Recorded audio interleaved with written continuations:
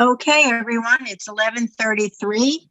First of all, I'd like to welcome you all to Bucks County's webinar on setting your business priorities, building a winning sales culture. But I kind of like this title the best: Farmers, Hunters, and Assassins Sales Training. We'll learn all about that in just a few moments.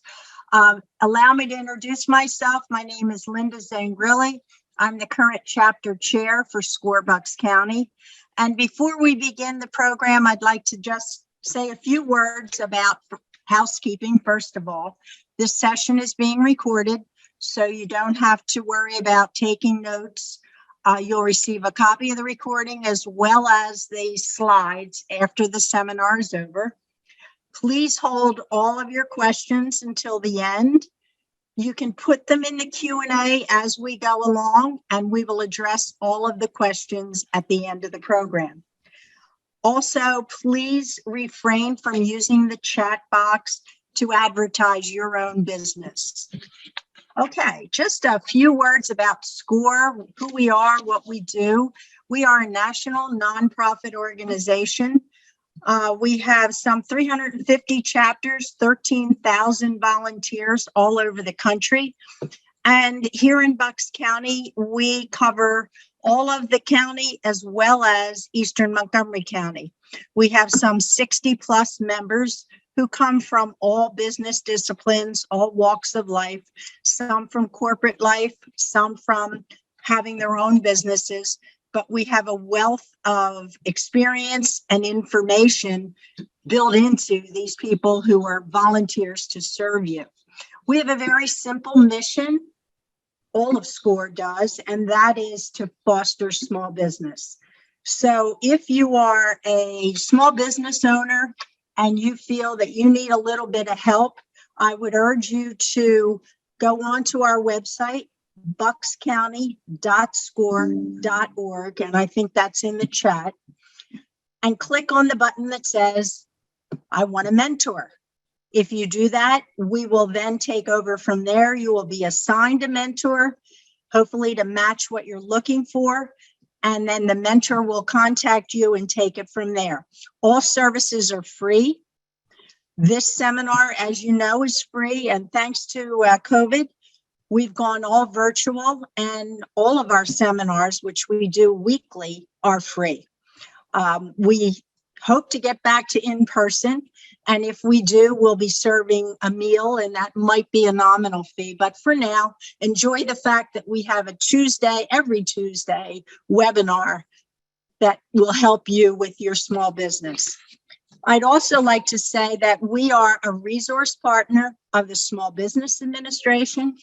And so there's many, many resources available to us and to you then as clients of SCORE.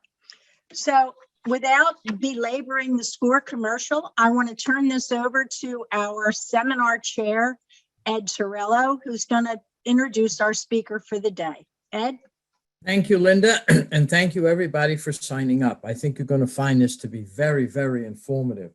We have with us today Andy Asaba, who's an adjunct professor of business and business marketing. But more importantly, he's, for the past 30 years, he has been directing strategic high growth global initiatives across telecommunications, cybersecurity, and automation market segments. He's had many roles in many very high profile companies. And more interestingly, he's writing a book, which is to be released very shortly. And the title is at the top of the screen: Farmers, Hunters, and Assassins, basically sales training. I think you're going to find his presentation to be very, very informative. Just so you know, this is one of 35 that we're bringing you from Bucks County SCORE, 35 webinars, starting with January and ending in September. So with that, I'm going to turn it over to Andy, and you can begin this presentation, Andy. Great. Thank you very much, Ed and Linda. Thank you again for bringing this opportunity for me to present about my favorite topic, which is sales. I'm truly passionate about sales. I've been carrying the bag, as they call it. Bag means the quota number, to deliver for startups, for mid-sized organization and large multinational organizations for the last 20 years. And really, I know you look at the title, and I like the way Ed said is, okay, he saw assassins and said, Andy, when can I get a hitman? No, that's not the assassin I'm talking about here. I'm really talking about, when you take a look at sales, it's about the psyche of the salesperson. It's about the persona of the salesperson. And that's what this sales book is capturing. There are thousands of books on sales, on forecasting, methodologies, revenue, how do you drive top line growth and so forth. But there isn't a book out there which talks about the sales psyche. And that's what this book is talking about. And the three personas that are here, one is a farmer. Farmer means what? You take one customer account and you want to grow into that account. So you basically, they call the share of wallet. You want to get more and more out of that share of wallet spend that the customer is doing for your particular business. Hunter means you have to go get more than one account. You have to continue to go hunt one account after another account and so forth, right? And hunting is tiring, right? Think about in the caveman days, right? Where you had the farmers and you had the hunters, right? And you go into hunt, you may not come back, right? It's a very tiresome, fatiguing thing. So you need a blend of farmers and you need a blend of hunters, right? Again, farmers means grow into an account. Hunters means go get new accounts. Assassins, on the other hand, are disruptors, right? They come in and they create a tectonic shift in the market, right? They bring something new. It's like what Apple did to the mobile phone market. Mobile phone market was dominated by Nokia. Apple came in and overnight displaced them, right, with the iPhone. So that's a disruptive play. And in this day and age, with the embracing technologies, embracing different business models, we are starting to see more and more disruptors out there, right, which are the assassins, right? And that there's a completely different psyche that you're looking at when you look at the assassins. So that's what the book is about. And what I wanted to share today is some of my key learnings, especially for startups, right? Companies, because startups are the lifeline of our country, right? That is where our major GDP and the economic growth is occurring, is, believe it or not, in the startups. So enabling it, and that's where I'm super fan of SCORE and the charter, is how can they help you to grow your business? And when you think about a business, there are two elements, right? One is the building the product and then deploying it and providing customer support and or providing your service out there in the marketplace, whether it's a product or a service. And when you think about it, all those elements about manufacturing, building, providing the service, a statement of work to the customer, all that elements are controllable. They're in your domain. If you need to create something, you can spend time to do it. But what's not in your control is sales, right? So how do we help you really get control of sales? For instance, I'll give you an example. I owned a Montessori school, built it about 10 years ago. And the building of the school, hiring the teachers, getting the materials, getting everything set up was pretty much in my control, right? I can spend the money and I can get them in. But I couldn't control if a customer is going to walk in there or not and enroll their children and sign up. That was outside of my control. And that's what's a fun thing about sales. That's what I love about sales. It is an uncontrollable thing that we are trying to tame. And I'm not going to be able to help you tame it completely, but what I'm going to share with you today is strategies that you can use to better manage your top line, right? Because if you can get the strong top line going, which is your revenue, right, then you can get better control of your business, okay? So that's what I'm going to focus on. But before I do that, I wanted to share with you what I call the journey of an idea, right? And the journey of an idea, it starts with understanding a pain point, right? So what I've typically done, I've done a startup in cybersecurity, and I went to New York City, and I said, look, I want to do something in security. This was in the Y2K days, just post Y2K, or year 2000.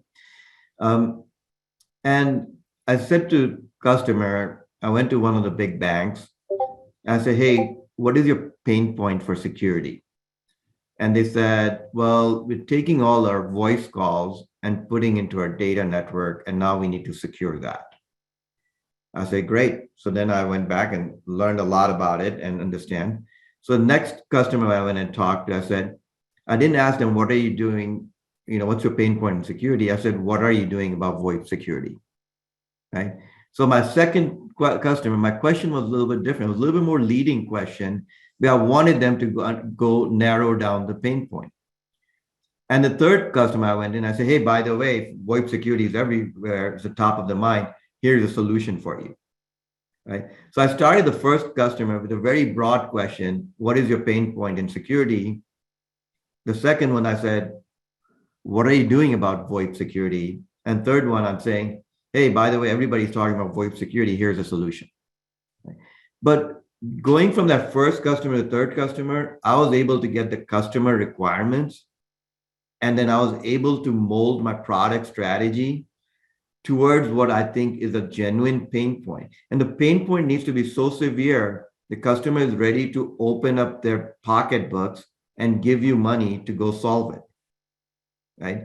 Are they ready to pay you money to go solve it? So this is the first question I think every entrepreneur should be looking at.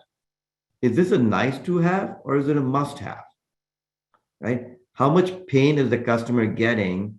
And if I solve it, is he ready or she ready to pay me money for it? Okay, so that's the first thing. The second thing is, can this thing be delivered in a recurring model, right? Is this a service I can provide to them, right? Because if I have to rebuild this thing again and again for every customer, then now I don't have a scalable solution, right? So if you have to go redo the wheel every single time, and it's a custom wheel, it's not going to help you build a scalable solution. That might be part of your business model, but it's going to start limiting you from your profitability perspective. Third one is, can you build a minimum viable product and not only build a minimum viable product, but make sure the customer pays for it? And the last one is the lead customer. They should become your fans. Can they become a reference customer? Right? Because remember, if you got one good customer talking about you, the word of mouth is just probably the most amazing marketing you can ever get. Right? So to me, the first lens I look at is the foundation of your company. Right? Is that pain point that customers ready to pay for? Can you deliver a repeatable solution, right? Is the proof of value, right, is what they call, are they ready to pay for it if you give them the minimum viable product? And can this customer be referenceable? But the second dimension is scaling, right? Can I line up more customers like this? Or is it just a one-off, right? And that's again about repeatability. Right. So actually the junction over here is more about cloud and this is more about repeatable solutions, right? Then the other one that you're going to hear about these two acronyms, especially if you're going to go get investors to put money in your company, they're going to ask you two things. One is, what is your total addressable market, right? I'll give you an example. And then what is your serviceable addressable market? Let's talk Coca-Cola. Okay. Total addressable market is, say, all of US. I don't know what the population, 350 million, right? I'm just throwing a ballparkish number. But then the serviceable addressable market is going to be less than that because the product has sugar. If it has sugar, you can't sell it to diabetics, right? So now if I take that diabetics population out, say 50 million, now my serviceable addressable market is only 300 million.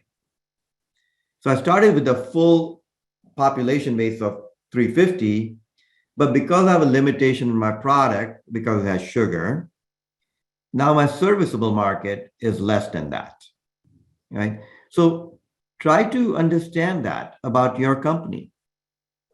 Okay, not only are you looking at, can you line up multiple customers, how big is the market? And then how much of the market can you serve based on your product or service? And the last one is, can you build a pipeline of customers, right? Not just, you got one great reference customers. Now, can I have 5, 10, 15, 20, right? Can I build a pipeline? Right? So that second bar right there is what I call scaling the company. The first one is foundation, and the second one is scaling. Now, you're going to try to raise sometimes capital. And when you raise capital, nobody likes to put capital in a company that's not making any money, right? They want to already see you have sales and so forth. But sometimes you need the capital before you start making money. So if you raise capital and you're not making any money, they're going to take a big chunk of your company for their capital in return of the capital, which is going to dilute your position. However, if you want to preserve your capital, right, not get diluted and still raise money before making revenue, then you need to show what I call these key yellow boxes, right? Saying, look, I'm not making any money, but I have a lot of customers with this very similar pain point. I have a repeatable solution. I've got a referenceable customer, and I've got a whole bunch of pipeline. If I can build this thing, I can get another 20 customers because I got a great pipeline. If you show these yellow boxes to the investors, they say, oh, wow, you got all the right elements to build a great business. I will give you the capital you need so you can start building it and selling it to these customers, right? Without diluting you too much. I'm sure you guys have all seen Shark Tank and you've seen the sharks and how they negotiate, right? So if you want to be able to be countering those positions, make sure you don't get diluted, right? These boxes in yellow, if you put them together, you solidify your position so you don't get diluted when you raise capital. So I talk about pain point, right? The pain point is two things that happen, right? Is then what is the pain point for sales? I'm all about sales, right? That's what I'm passionate about. There are two pain points in sales. I talked about pain points of companies, right? My customer has a pain point, let me go solve it. But now let me just do the same analysis on sales. In sales, there are two pain points. One is forecasting, and second one is growth. You've got to have the ability as a business leader to be able to do forecasting quarter over quarter, how much revenue you're going to get. And if you remember, I started this thing in saying sales is very uncontrollable. I gave you the Montessori example. I don't know if a customer is going to come in and enroll their kid or not, right? So how am I going to be able to forecast something when I don't control it? Right? And that is the trick. Right? And if you think about it, investors, like if you look at Wall Street, right, they are investing in the future, not in the past. Right? So they're always asking, what is your forecast of your EPS, earnings per share, for next quarter and the quarter after that and quarter after that? And if you are missing that by 1 or 2 cents, guess what? You get hammered on your market cap. Right? So that's why forecasting and putting that discipline in now at an early stage, you say, well, I don't have any bosses to report to. I am the boss. I don't have any investors to report to. I'm I'm putting all the money I need in this business. Why do I need to worry about forecasting? Well, it is. If you put that framework in now and down the road, if you do raise capital, guess what? You already have a framework in place. And companies will give you better value for your money that they're investing in, or they'll dilute you less if you show them that you have your act together on the forecasting. The second thing is growth. Everybody wants growth. Nobody is looking at, okay, great, I got one customer, one company I'm selling to. All right. They want, okay, how are you going to grow that? Right? So this is where you have the addressable market, by the serviceable market, by your sales coverage. The potential, your product, by performance. And if you do those three things, you can drive growth. Okay. Sales coverage means what? How many salespeople? If I'm looking at selling this across US, I may need 2 people in Northeast, 1 in Southeast, 1 in Texas, and 1 up in the state of Washington to cover the Northwest. That is called sales coverage. And then I need to make sure each one of those guys is effective. That's what I call performance. Okay. Now, it's funny, I use the word the multiplication, because if any one of this thing is 0, I got 0 growth. I need all of these things to go. Not only these, they have to be greater than 1. If it's less than 1, I've got a decelerator that I got to keep in mind. So these 3 buckets, I'm always looking at my business. How am I doing on that? Now, let me talk about what is sales. Right. And it's funny to me, sales it's really an alignment of an idea between multiple parties, right? So typically it's 2 parties. There's a buyer and then there's a seller. And they have to alignment on idea, saying that for this basket of goods, I'm going to give you this price. And when they agree on it, that's a transaction. Okay. And it's interesting, sales has a very taboo word. Oh my God, he's a sales guy. He's a used car sales guy. He's slimy. I better wash my hands after I shake with him, right? They have all these connotations and negative connotations about selling. But reality is, if you take the dollars and cents out of the mix, right, we're all aligning on ideas. You're aligning on ideas when you talk to your children that do this, right? You're aligning on ideas when you talk to your spouse. You're talking to business partners, you're aligning on ideas, right? And we are all selling, right? Sales is intrinsic to each and every one of us, right? So it's not really a taboo word. It's really a process of alignment. And how do you drive alignment? Okay. So then what does great salespeople do? All right. And this is where, one of the things, as you guys are starting to build your companies, many of you guys are your own salespeople. You are the head of sales. You are the idea. You're passionate about your idea. That's what entrepreneurs do, right? They're passionate. But sometimes you'll need to go hire a salesperson to go sell your product or your service. So what do you look for in a salesperson, right? How do you see great salespeople? Right? They have a knack. They have the ability to take a customer who's saying no and convert that to a yes, right?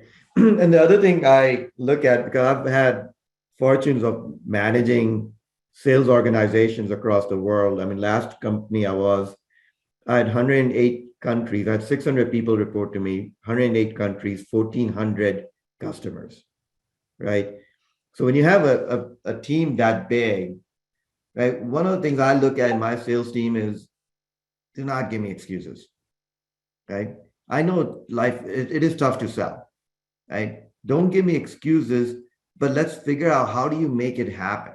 Right? Give me the solutions, what it takes to go sell it, and figure out how do we manage the obstacles of selling, right? The the the uh, the pushback that the customer is going to do.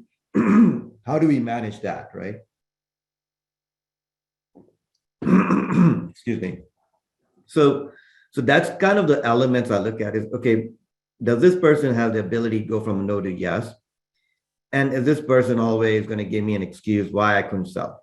Oh, the product is not there. The service is not right, right? I want them to work through the issues and challenges, the customer pushbacks, and then be able to sell it. So the other thing I wanted to kind of quickly walk you guys through, just want to do a quick time check. I think we're doing well on time. Again, this is a classic MBA line, which is on the left side.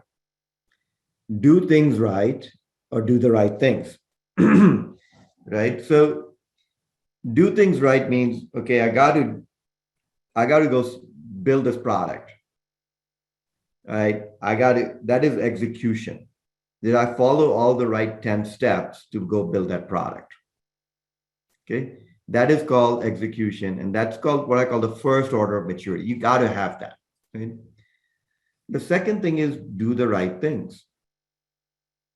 So as to me, somebody asked me, what is the job of a CEO?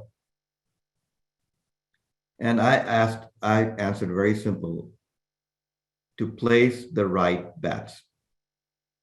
Right? That is what the job of a CEO is. Right? You got to place the right bets. Am I banking on this business case that's going to work? Yes or no? That is called do the right things. Did I place the right bet?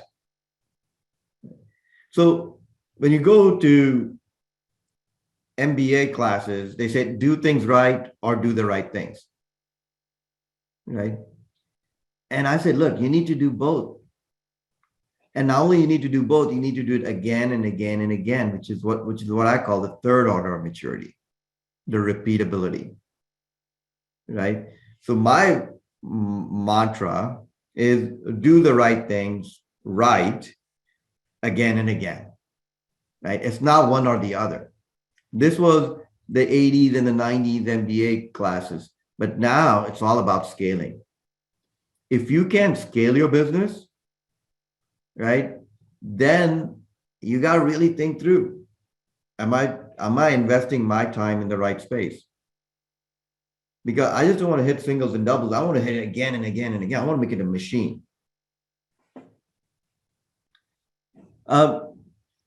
This is very important, especially as you start hiring people and as you start growing, right? What you're going to realize is you're going to lose control. Right? You're going to lose control because now you're not the one selling every time. And quite frankly, you can't be the one selling all the time because then you won't scale. Eventually, you will get to a point in your journey where you do need to go higher. So one of the things that I am very stickler of is if you want, you got to build a winning culture. That is so innate and intrinsic to sales, right? The culture has to be about winning, but to do that, you have to have two things in mind. And I hammer this again and again in my sales team. Details, details, details. Details will kill you. You don't follow the details, it's going to kill you.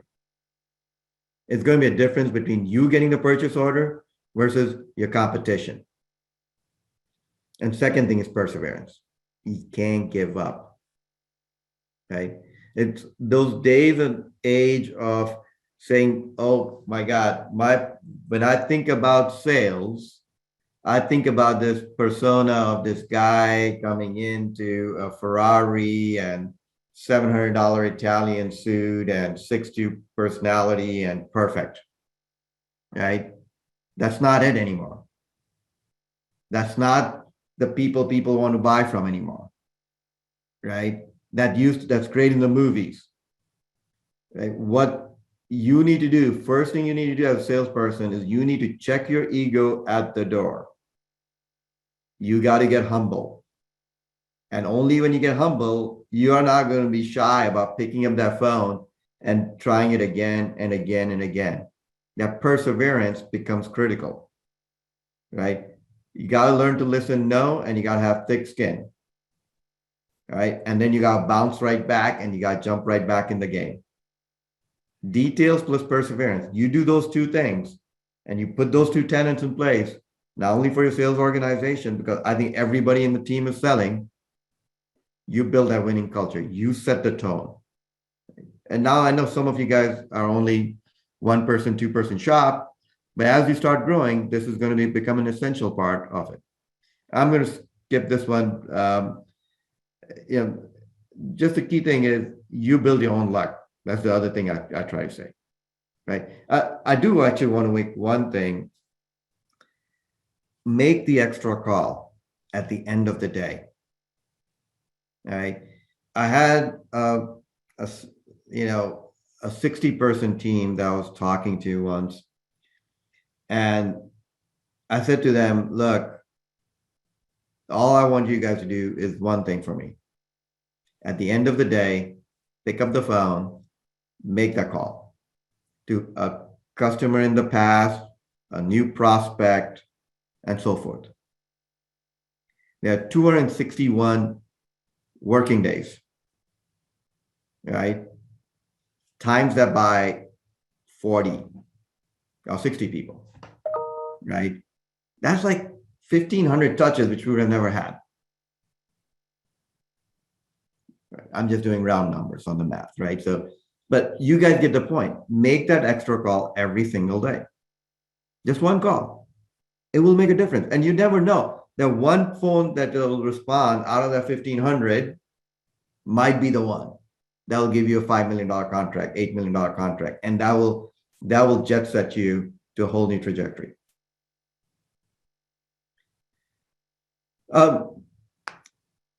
One last thing is outbound focus is so important. I don't like sales guys sitting in the offices, period. Now you say, geez, Andy, now everybody's working from home, COVID, how can you do face-to-face? Can you even do face-to-face? As a customer, even if you're ready, the customer ready to go see you, right? Outbound doesn't always mean that you got to be in there in person, but you got to be touching customers. You got to be touching partners. We got to remember, I talked to you about the pain point. You got to understand the pain point. If you want to understand a pain point, you got to be in front of them. And if I'm making my sales guys' life too hard and they have to do internal processes, or I've got to do my expense report, I got to do this thing with the IT guys, I got to run these proposals, I got legal here, I got that. You got to get those entanglements out of the way so that they can focus on outbound. All right. As a sales leader, I used to be 70% of the time outbound. I'm concierge key on American Airlines. I used to live in Asia. I was in Hong Kong. I did business in Indonesia, Malaysia, Korea, Singapore, Taiwan, China, Japan, Australia. I did 2 million miles of traveling in 3 years. Right. So what that means is I always put myself in a position to get in front of the customer, whether it's virtual now or whether it's in person. You get a completely different pulse of the deal. All right, let's talk about a little bit left brain and right brain. Okay. Left brain is the more scientific side, more mathematical, more analytical. And the right side is more creative. It's the art. And then this age-old question, is sales art or is sales science? Right? Especially as you're starting out, it's more art than science. Right? And I'm going to try to break it down. What is art and what is science? Right? And you need both of them to really scale up as a larger organization. You'll need the science piece too.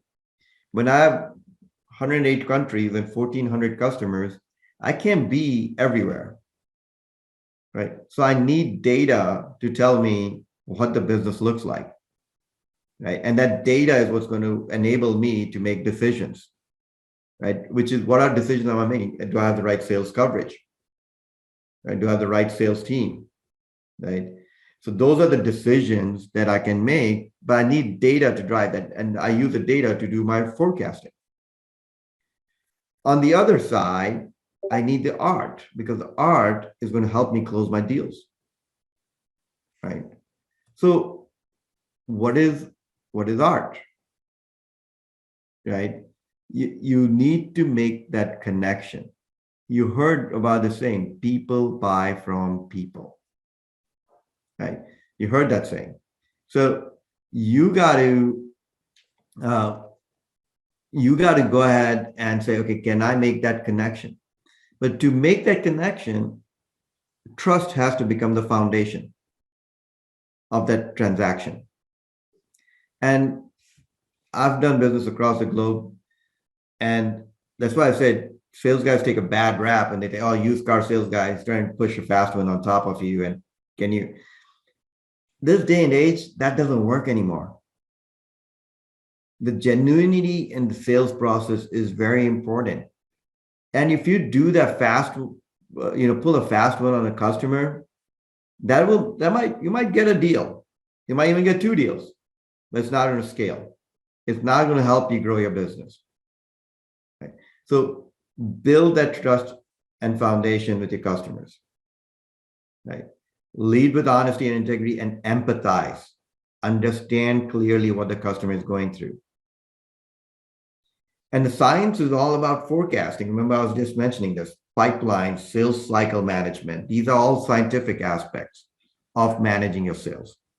So let's break that down a little bit more, right? What is art? Trust plus empathy, right? And your product or technology or service will only get you to a short list. Your relationship matters. Your price matters. The commercial terms matter. That's what's going to help you close. Everybody has a product, right? Everybody has technology. Everybody has services that they want to go launch, right? But this becomes a big differentiator factor. And empathy, the emotional intelligence is pretty important. Understanding the customer pain point. How do you make the customer successful, right? Understanding their value, what is the value driver for them? And then I created a matrix, even on how do you build a trust framework.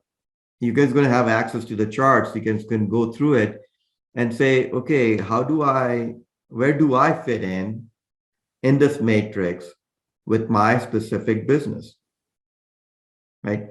And not only are you looking at those 3 parameters on the left side, but then on the right side, I am looking at, can you sustain it? One thing is to have a relationship, but can you sustain that relationship, right? One thing is to do good performance, but can you sustain that performance down the road, right? With the customer, right? That high quality performance. So when you can sustain that relationship, it becomes from professional to social, right? I know the VP of this bank, but now you build that relationship over time. Guess what? Now I know him, his family, his kids. I know everything. It becomes social. Right? And that's kind of the matrix that you are. So take a look at your trust framework. Take a look at your customers. Take a look at where they are. Some may make sense to become more social too. Empathy. I love empathy. Empathy is, and everybody says this, empathize with your customer, empathize with your customer, empathize with your customer. Understand what your customer needs. Understand, what is their pain point, all that stuff that we talked about. But if you have really built a relationship, the customer will empathize with you, right? If they empathize with you, then they have taken a vested interest in your success. I have situations where a customer wants to buy products from me because they want me to be their sales guy. And they know if they don't buy the product from me, I might lose my job. And then guess what? My company will hire a different sales guy. And they'd rather work with me than another sales guy. That is when I know I've built the empathy as a two-way street. It's not just me knowing about the customer. Now I've got the customer owning a vested interest in my success because they like me, because they appreciate me. And that is the test it right now with your business, right? Validate where you are in that customer journey. Validate, are you building that two-way empathy with them? Now let's quickly go through the buying dynamics, right? We humans are emotional creatures, all right? We are not like Spock in Star Trek with Vulcaneers who only think about logic and no emotions. That's not us, right? And that emotion matters in the selling process. Can you use those emotions to your advantage in the selling process? So you got two models. One is business to consumers, and the other one is business to business. Right? So if you're business to consumers, consumers are an impulsive buyers. Consumers don't do all these matrices and saying, okay, I'm going to line up these 7 brands and I'm going to check, okay, is the price good, quality good, where they manufacture, what features they have. They don't build that kind of data, that kind of analytics to determine, should I buy from this company A or company B? They're impulsive.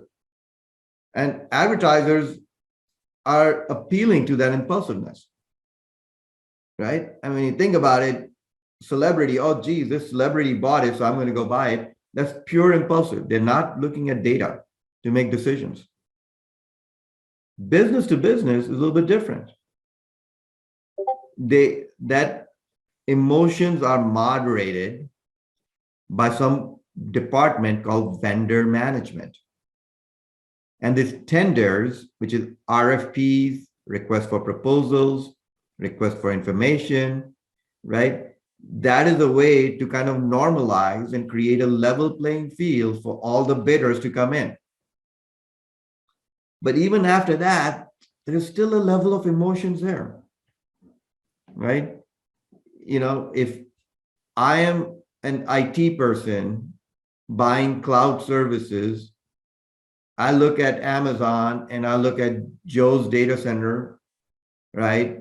In Idaho, and I'm sitting here in Philly, and then I'm just going to go to Amazon instead of Joe's data center in Idaho, because I know if I go to Amazon, my brand, their brand is, I know that brand works.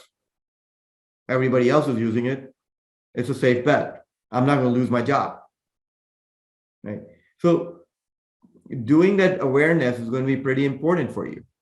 That creating your brand awareness, creating that, hey, I'm here, a trusted partner for you. So the dynamics are still pretty important for you on that front. Just doing a quick check on time. I think I'll stop around 12:40, 12:45 Eastern, and then take questions. You're okay. We're good, You're right, okay. Ed? Okay. Yeah, you're fine. All right, perfect. Thank you. I talked about forecasting your business. Now, let me tell you, you say, Andy, I don't have any bosses. I am the boss, right? And why do I need to do forecasting? I'm not listed on New York Stock Exchange. Now, it's still important for you because you need to procure equipment. I'm building a water bottle. Okay. I need to know how many water bottles I'm going to sell because I got to procure plastic. I got to procure caps. I got to do my labels that are going to go on the water bottle. I got to procure people who are going to be manufacturing this. I got all my cost and budgets to build a product, but I can only do that if I know what my sales numbers look like. Because if I do too much production, A, I'm losing cash because I got cash flow issues. And second thing is now I need space for inventory. So to me, understanding your sales is not just important because, hey, I have a boss and I have to report my numbers to a boss, right? Which is an investor, right? And I got a fiduciary responsibility to my investor, so I got to report it to my investor. Right? That's not the only purpose. You need to do forecasting to manage your own business. And that's why, I like what Linda said, sales culture. You got to have a sales culture because sales permeates across your entire organization, right? If sales goes down, then guess what? You need to do cost reduction. Right? So understanding that sales number is pretty important. So you need to understand that. So what becomes important is you're not going to win every deal, right? That's just the way the world is. So how do you mitigate that? So suppose I forecasted a number for this quarter, end of March. I'm going to bring $200,000 of revenue, right? And that $200,000 revenue is at 5 customers. Okay, different size, not average of 40. Because averages are great for mathematicians, just doesn't happen in life, right? There'll be some small, some big, and so forth. But I committed to 200K and I got 5 customers in pipeline. But I had 100,000 of the 200K connected with this customer, one customer. Customer doesn't want to buy. Now my 200K forecast went down to 100K. What do I do? Right? That's why I need a pipeline. Because those are inevitable situations. We all are going to go through it. Right? So what I have always said, my sales guys say, hey, Andy, I'm sorry, customer decided not to buy it this quarter. He's going to buy next quarter, or he's buying somebody else. I got a gap of 100K. I said, how am I going to manage a business with 50% reduction on the number I just committed? So the way you do that is through pipeline. So that's why I always tell my sales guys, if you're committing to 200K, I need 2 million in pipeline, or that's 10X coverage, or I need 5X coverage in pipeline. So take a look at your pipeline. Right now, as you look at each and every one of your businesses, understand what does your pipeline look like. And your pipeline, the bigger the pipeline, the more variances you can manage. Right? Because if one deal goes away, guess what? You have other deals that you can backfill from your pipeline and still be able to get back to your number for your quarter. So sales stages. You say, Andy, I got like 3 customers. Why do I need sales stages? Right? There's something called CRM, by the way, customer relationship management. People use Salesforce, there's Zoho, there's some free CRM engines that are out there too. Or you may want to just put a spreadsheet together and manage it in spreadsheet. But put this framework in place. It will help you immensely. Right? This is what I call sales stages. Even if you are the salesperson and you don't even have a salesperson on your team, right? Create a spreadsheet right now, today, right? Column A of that spreadsheet, put all your customer names. Okay. Top of column B, sales qualified lead. C, qualifying, serious, commit, closed one. And then objectively look at that opportunity with that customer. How far along is it? Okay. If it's just a lead coming in, okay, it's sales qualified. Qualifying stage means you test it. Do you have budget? Do you know the decision maker? Do you know the influencer? Have they seen your product? Right? Do you know who your competition is? If you check mark all of that, guess what? You've qualified the deal. Now you're in serious. Right? Now you give him a proposal. And then guess what? Commit means they've already committed to you. Now you're just going through the closing process. Okay, so this is how you look at your sales pipeline. And why do they call it sales funnel? Because you have a lot more deals in your qualified. And when you get to qualifying, you'll have fewer deals. Then you get fewer deals here, then you get fewer deals. So it looked literally like a funnel. Okay. And then you can mature those deals as you walk through into your different sales stages. Very simple tool will immensely help you manage your tool. And this is what I call a pipeline. Now you can see this is also a pipeline view, right? How you're pushing your deals through the pipeline. And you see these percentages on the top and you're saying, what are these percentages about? This is what they call weighted funnel. Okay. So if I have like $2 million worth of deals here, $1 million deals here, I have $500,000 and $100,000. I take 100,000 times 75%. I take this number times 50, take this number times 25, this number, and then that gives me a weighted funnel. So when I talk to investors, I say, look, this is the strength of the pipeline I have on my particular business.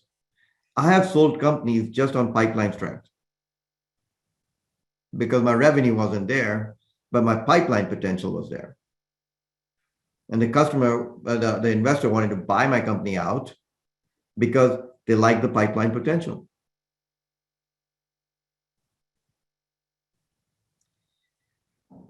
A quick thing about strategy. Yeah, you got to think through, and I put 4 buckets here, right? What am I trying to do? Am I trying to incubate a market? That means I'm trying to start something brand new, never existed before, right? And I got this great idea. And my first thing is, I just need to incubate the market. I mean, I just got to start getting customers, partners, pipelines, right? I just got to get anything and going on. The second one is, look, I'm going to establish market, but like Kodak and cameras. But I'm just going to squeeze them out by giving it free on the iPhone. Okay? I'm just going to squeeze them out. I got innovative commercial engineering. I'm going to land and expand. I'm just going to just completely give competitive rip incentives to my sales team, right? Every time you rip out a Kodak, guess what? You get so much more spiff. The third one is high value selling, right? I am the premium brand. I want to keep the premium brand, and I want to go with that mojo in the marketplace, and I want to demand it. And the fourth one, which is nice too, just say, look, I'm just going to milk the cash cow. I've got a great story here. I got 15 customers who love me to death. They continue to write me POs. I'm happy with it. It's a recurring business. I'm just going to milk this cash cow. Maybe I can upsell something here and there, and then that's fine. Okay. So you got to figure out what is your strategy. And by the way, you could be doing 2 things. You could be milking the cash cow, building a new product, and incubating a new product, right? So take this money and funding and putting into this. Right? Totally fine. But figure out what you want to do, right? Because your sales plan will change based on what your objectives are, what your business objectives are. Marketing. So I'll give you a quick example. My Montessori school is a great example. Montessori schools are higher value offering than daycare. What that means is I charge them more, right? I charge for kids $1,000 a month, while daycares can do 300, $400 a month, but it's a better premium product, right? So in this bucket, I am on the high value selling bucket. Now, interesting thing happened when I started this school about 10 years ago. I did door to door. I did, print ads. I did open houses. I did some referrals, and I wasn't getting, I was getting frustrated because I had two issues. One is, I don't know if it was connecting with my audience, and B, I was just not getting the response rate, right? I mean, I was investing even those zip cards and those postcards and mailers and stuff like that, not getting everything what I wanted. Then one day I realized that, look, I'm getting into the wrong demographics because I'm going into the higher value selling. The people I buy are getting their children. The mom works and the dad works, and they make good money. That's a good premium offering. Kids are a high priority for them, right? So, and what is the first thing these guys do? The first thing they do is they go online.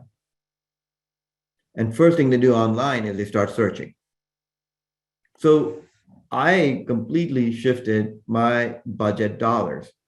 And I did it, thank God, early on in my journey.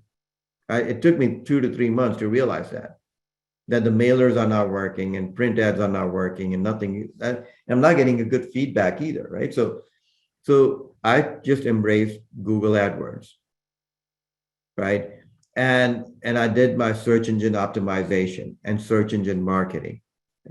And I tell you, it was just amazing. They gave me great analytics. I know who, and then I also started doing Facebook ads on top of it too, because, and then as I increased the amount of dollars, I could see more people coming in for tours. And it was just seasonality. I could bump it up, bump it down, bump it up, bump it down.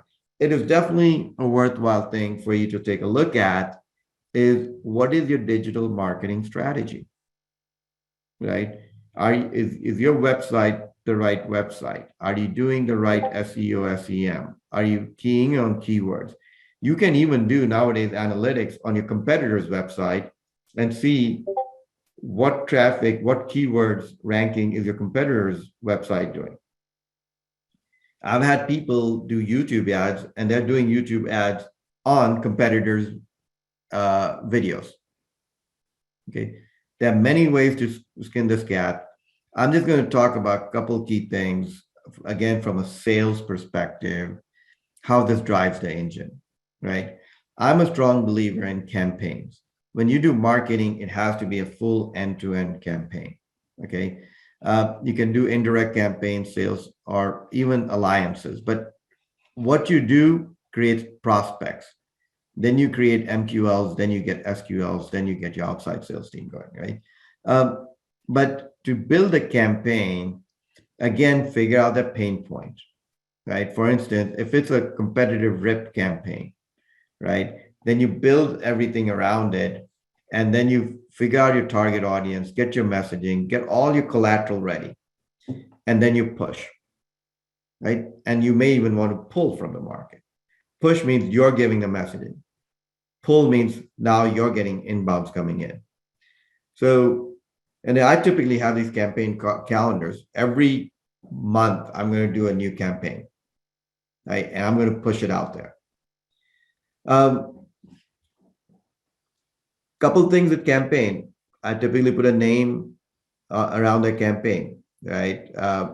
This could be for vaccine distribution, or this could be for a pharma campaign. I don't know, whatever campaign it is, right? You put it in there, and then you need to understand your intended audience, and then have your results too. Is this going to get me leads or not? Then you start building your collateral, your data sheet, your infographic videos. These are the the typical cartoonish type of videos, which are very effective, 2-minute, 3-minute videos, that'll get your message across. Case studies, customer testimonial, put a leadership blog. LinkedIn is a great way to get your word out there, get your following.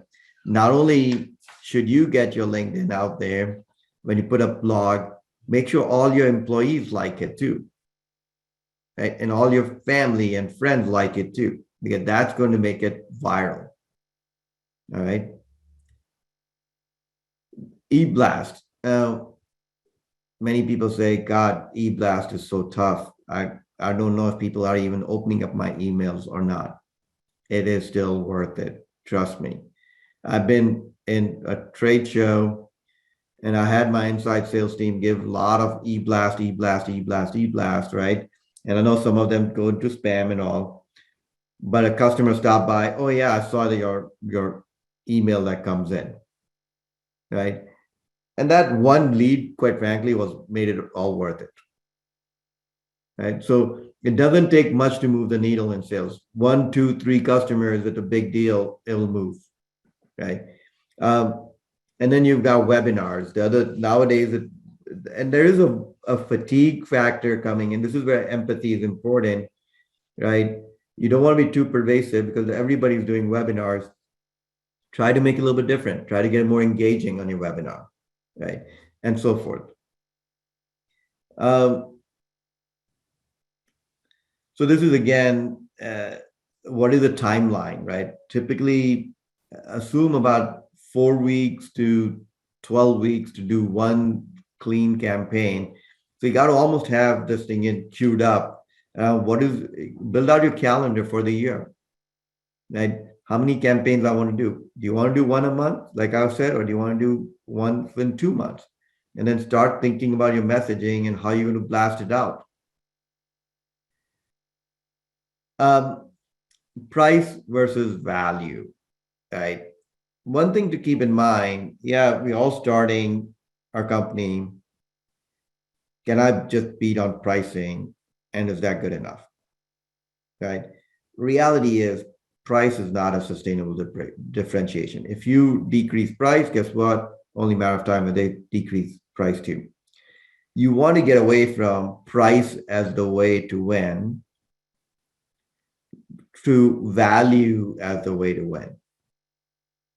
And for the value to winning, you got to understand 3 things, right? What we call a value taxonomy, right? Which is a business value, project value, and personal value. Okay. Business value is how do you help your customer improve whatever is their pain point? If their pain point is cost, if their pain point is revenue, how do you help them? More market share. Project means if you are bidding on a project, how do you help them win that project, get better at it?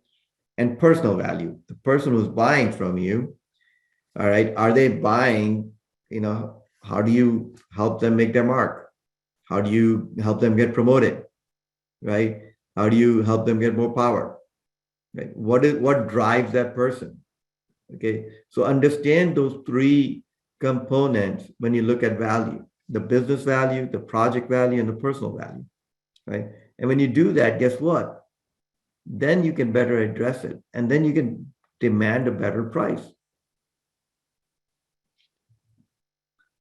And that's precisely what I kind of walked through over here. Again, you're going to have access to these charts. You can take a look at it. Again, this is a way to develop empathy. The more you know, the better you can serve them. But more importantly, the more money you can make. And the other thing is repetition. Like I said, perseverance up front, remember. One of the things I do with my team is what I call a value pitch day. It's almost, I call it like the Sales Idol Friday competition. Okay. Like the American Idol thing, where I bring everybody in, you got 5 minutes, go. And we all know an elevator pitch, right? And I told this to my team, look, in New York City, you go from first floor to 30th floor, you walk into that elevator, you got 2 minutes, 3 minutes, and the CIO of the bank walked in on first floor along with you, and you're straight shot going up to the 30th floor. You got 2 minutes, 3 minutes. The CIO is sitting there, standing there. Last thing you want to do is put a deer in the headlights look. You got to be able to boom, jump right in with the elevator pitch. And literally, if they can't practice in a nice, comfortable setting, then how are they going to go practice in the real world, right? Or execute on the real world? Okay. The real world is not about practices, right? So I put him into that situation, and then I dissect it, analyze it, reward it, right? By the way, you're saying, look, Andy, I'm a one-person shop. Well, it goes for you too, right? You need to do this thing to yourself, right? Take that, get in front of a mirror. 2 minutes, 3 minutes. I got a CIO, or I got my director, or my buyer persona is in that elevator with me, and I got 2 minutes, 3 minutes, boom. Why should they work with you? Why should they buy from you?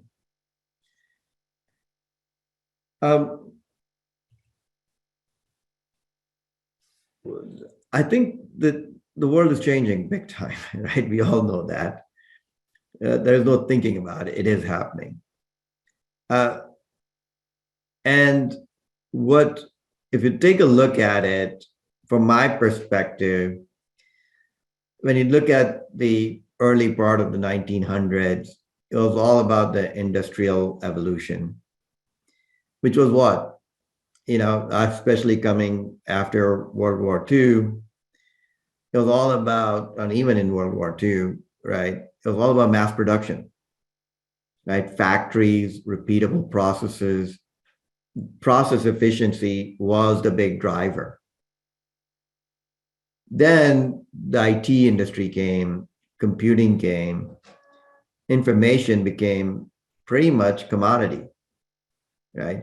The kid who's in MIT can talk about, neurotherapy, and the data that he's looking at for neurotherapy is online, and the same online portal is available to a kid sitting in Bhutan, right? It made the world a level playing field because now data was being equally accessible across the world, right? And there are even books being written, Is the World Flat, right? But now it's changing again. And it's all about now machine learning and analytics. It's not even looking at the data, it's now using the data to predict the future, right? So I think we are in a different world now. We are in something called the intuition era, okay? And that's the world we live in. So you need to now think about sales, and you got to start using this new data that's available. And that's why I said, put that thing in the spreadsheet, put your pipeline together, and then use that pipeline to forecast the future, right? And if you can do that, that becomes your competitive advantage. That becomes your competitive differentiation, where you got better control of your business. Remember what I told you in the beginning, sales is very uncontrollable. Who's the first customer who's going to walk in there? Shop, right? Use the data to your advantage. Use the digital marketing to your advantage. Get the reach out there. I talked to you guys about the farmers, hunters, assassins earlier. And this is why I wrote the book, right? Is really trying to understand the psyche of the salesperson. And what does it take to become a farmer? And what does it become to take a hunter? And then what's an assassin, right? They are the disruptors, game changers. That's all I had to share today. Hopefully this was insightful. I see some chat and Q&A stuff. Happy to take any questions and go from there. Well, great. Well, thank you so much, Andy. It was an extremely good presentation. I'm in the same boat that you are. I've used a lot of those techniques in the past, and they work quite well. One of the techniques I had, and I wanted to ask you about, was I discovered that the movers and shakers that I want to get in to visit always have an admin who's sort of the gatekeeper. And I found that by being social, so to speak, with the admin, and also sending a little Christmas present, I might add, really got me in and got me meetings where a lot of my competitors could not do that because they all fluffed that person off as, you know, some secondary annoyance. How did you look at it when you were doing all their sales stuff?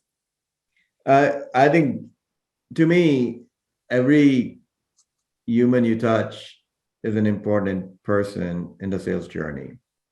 And you need to really have as many friends in the process as possible to support you. And the way you do that is you got to listen, and you got to learn about a situation. One of the things with me is I always, like I said, details matter. I pick up on the little details. One time, the admin of the CTO, I knew she had 2 kids, and and they were like 7 to 10 year old. I know the Harlem Globetrotters were in town. I was actually in New York City, and I bought 2 tickets online, and I just gave her the tickets for the Harlem Globetrotters, right? Just as a friend, right? These are little gifts, little things you can do as gestures, but you can't go above the line either. So you got to be careful that you're not compromising somebody's situation. Now, would I do the same thing to a procurement person? No, because that would be illegal. It would be against ethics issues that could be viewed as corruption, right? So it really depends on the context that you're in, and you got to be very sensitive. There are customers who are out there who don't even want to do lunches because they've got very strict requirements that they cannot have lunches from a vendor, right? And if you look at that map that I gave, where, remember I was mentioning about trust, and then I said, look, you can take it from a personal relationship, from a business relationship to personal relationship, right? And then it becomes social, and then the line starts blurring. Oh, geez, he's also my good friend now, and I just bought him a couple of drinks, right? So I think, A, listen, B, understand how do you connect well with them, and then understand the framework you're in, right? Because do not compromise that person's situation in the company, and do not do anything that's ethically wrong or that would be viewed as corruption. So view those, understand the framework, and then make sure you engage appropriately. Here's a question that I'm interested in. You talked about when you were setting up your school, you went after the high value customer, which is obviously the people who are going to send their kids to Montessori and they had the money. But we have clients who have, I would say, a low value sort of situation in which they want to set up a daycare center, for example. And so that's folks who have a different social economic setting. How do I go after those people? Yeah, that's a good point. Yeah, I think that one is going to be a very price elastic market, which means Right. when you lower the price, you get more demand, right? When it's price inelastic, you lower or increase the price, the demand doesn't change on you. So in that one, what I've typically figured out is how do you land and expand, which means you got to think about customer retention. So, but you got to land them first, right? So you might want to think about a couple models that work, right? One is a referral model. Hey, if you refer somebody to me, I'm going to get you a discount. So that way you get word of mouth advertising supporting you. You may want to think about a freemium model where you start 1 month free and then you convert them, and then you have other a la carte options to continue to get more money, right? So you can get more value from the customer, but you use that initial hook to get in the business, right? But what you don't want to do is use that initial hook and get stuck into a really bad price deal for yourself. The other thing is in those that particular socioeconomic demographic, they may not be internet savvy. They may not have social media. Nowadays, pretty much everybody has social media to a certain degree and are doing some level of online research. So digital marketing, I think, should still work, but you may want to do more interactive open houses and go to the communities where you want to go get customers from versus them coming to you, right? So I would do more in-person type of exhibits and so forth to go drive demand in that particular customer base. Okay. Here's an interesting question.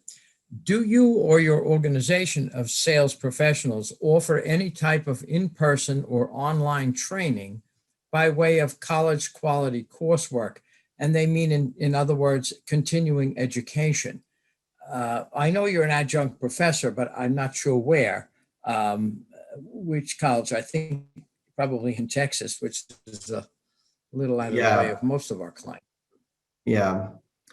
No, again, one of the things I'm doing as part of the book is to build a curriculum because it's, I think, a tragedy in our education system that they don't teach sales. There's a lot of classes on product management, marketing, pricing, foreign exchange. Right. There isn't any class on sales. And I think sales should be taught not just in colleges, but even high schools, right?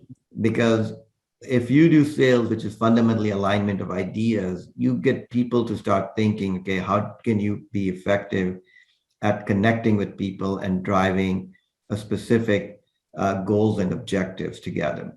So I think there are much better benefits. There isn't a program that I have right now, but definitely stay in touch with me via email because I am looking at putting a curriculum around this thing and providing that, at least starting online first. And then I want to go in affiliation with few universities and then take it out there. Here's one. This is interesting. How do you calculate the cost of customer acquisition? And they mean online, obviously. How would you do that? Yeah, it's, well, to me, it's fairly simple. You take your sales cost, you take your digital marketing cost, you take a look at number of customers, and then you divide it out. And then you got your average customer acquisition cost that you got to put in place.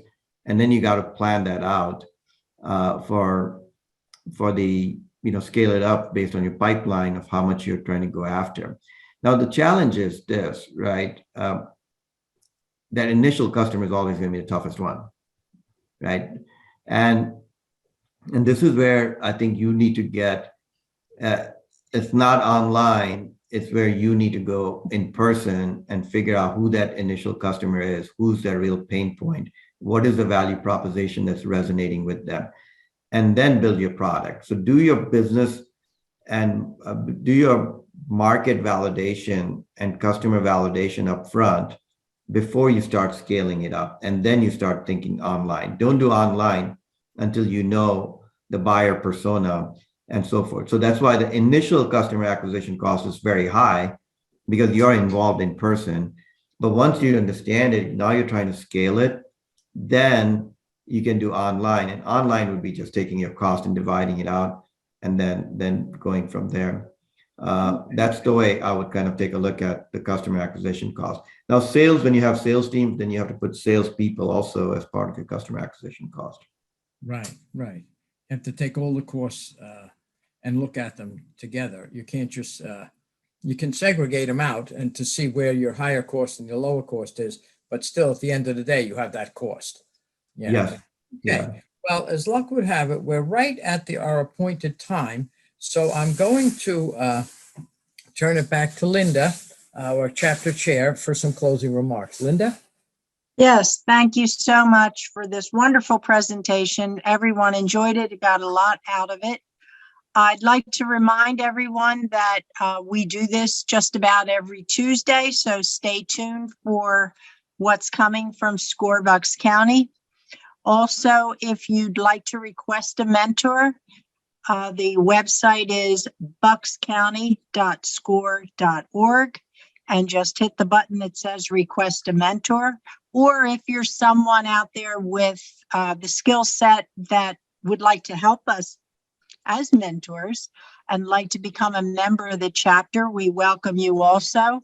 Same website, buckscounty.score.org, and just say, I'd like to become a member. Okay, with that, I'd like to thank everyone involved and see you again next week. Right. Thank you again, Linda. I'll just mention to everyone, next week we have a webinar on commercial real estate. Should you buy, own, or lease? And the week after that, on the 22nd, we have avoiding scams in the small business world. So thank you again, and that's it.